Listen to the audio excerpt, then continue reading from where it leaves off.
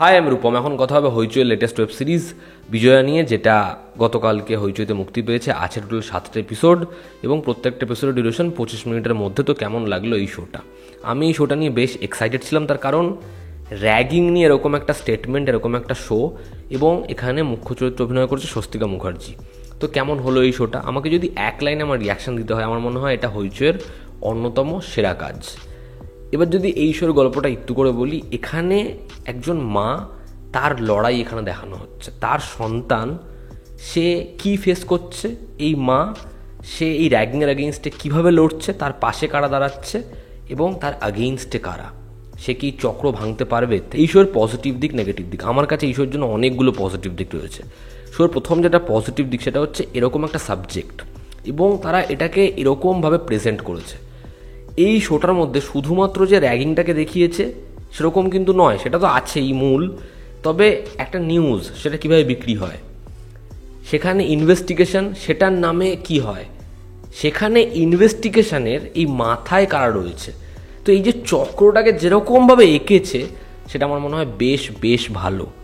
এবং আমরা যখন র্যাগিং নিয়ে কথা বলি, র্যাগিং নিয়ে সিনেমা বা সেরকম ধরনের মেসেজ অডিয়েন্সের কাছে পৌঁছে দেওয়ার কথা বলি, তাহলে সেরকম কাজ আমরা খুব কম পাই। যে কারণে টেবিল নাম্বার 21 সিনেমাটা আমাদের খুব পছন্দের এবং সেই ছবিটা আমাদের হন্ট করে।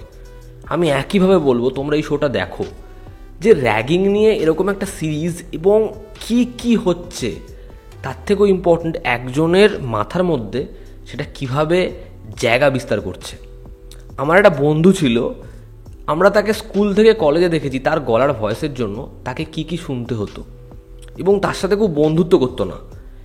এখানে এরকম একটা ক্যারেক্টার রয়েছে, আমি না ওই চরিত্রটাকে দেখে মারাত্মকভাবে রিলেট করতে পারি যে সত্যি যেটা তো হয়েছে, কিন্তু এখানে র্যাগিংয়ের দিকটা যেরকমভাবে আসে, ও কি ফেস করছে সেটা যেরকমভাবে আসে, সেটা সত্যি খুব ভালো। এই শোটা কিন্তু তা বলে এমন নয় যে এটা খুব রিয়েলিস্টিক, এটা খুব সাটল একটা সিরিজ।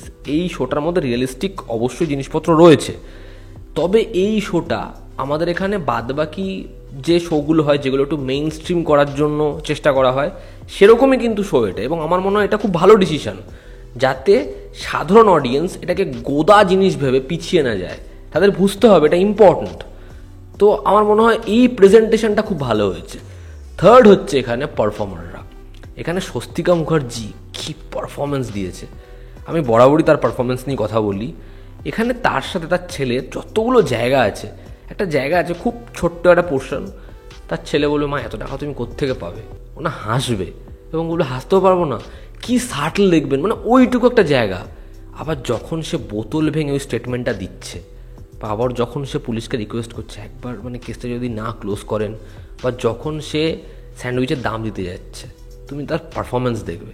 তার ছেলের ভূমিকায় যে অভিনয় করেছে তাকেও খুব ভালো লাগে, তার বন্ধুর চরিত্রে যে অভিনয় করেছে তাকে তো ভীষণ ভালো লাগে। এখানে সাহেবকে কত ভালো লেগেছে। তো পারফর্মাররা প্রত্যেকে নিজের জায়গায় ভীষণ ভীষণ ভালো কাজ করেছে। যে এখানে অ্যান্টাগনিস্ট অর্থাৎ সাহেবের ছেলের চরিত্র অভিনয় করেছে তাকে খুব ভালো লাগে। এই শোতে কিছু ভালো ডায়লগস রয়েছে যেগুলো খুব ইম্প্যাক্ট ফেলতে পারে। এই শোটায় না গল্পটা মানে প্রথম থেকে মা ছেলে ছেলে কলকাতায় আসছে, তারপরে অঘটন ঘটছে, তারপরে কী হবে ওরকমভাবে বলা হয়নি, এটাকে নন লিনিয়ার ওয়েতে বলা হয়েছে।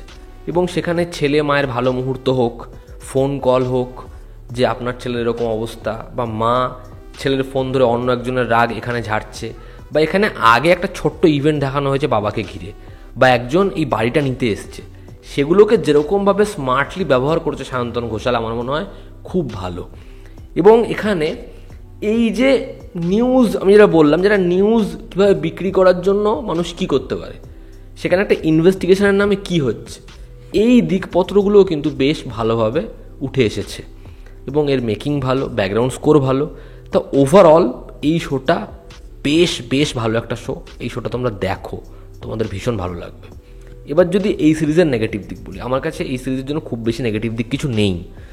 এই শোটা না, এই যে মিডিয়া, এই যে ইনভেস্টিগেশন, এই যে কলেজের মধ্যে কি চলছে, এই সব কটা বিষয়কেই অল্প অল্প করে রেখেছে, কিন্তু সেগুলো সব সারফেস লেভেলে রয়েছে।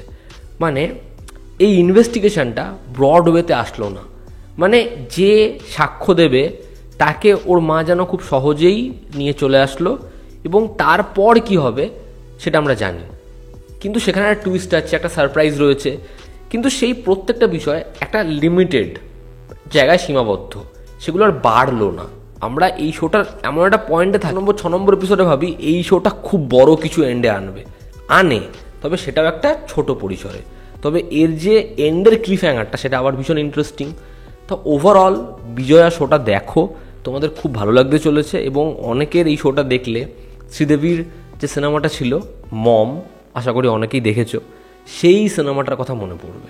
তো এই ছিল আজকের ভিডিও। ভালো লেগে থাকলে লাইক করো, শেয়ার করো, সাবস্ক্রাইব করো, তোমাদের কি অপিনিয়ন জানিও। জনতা আমাদের পাশে আছে, আবার দেখা হচ্ছে ঠিক।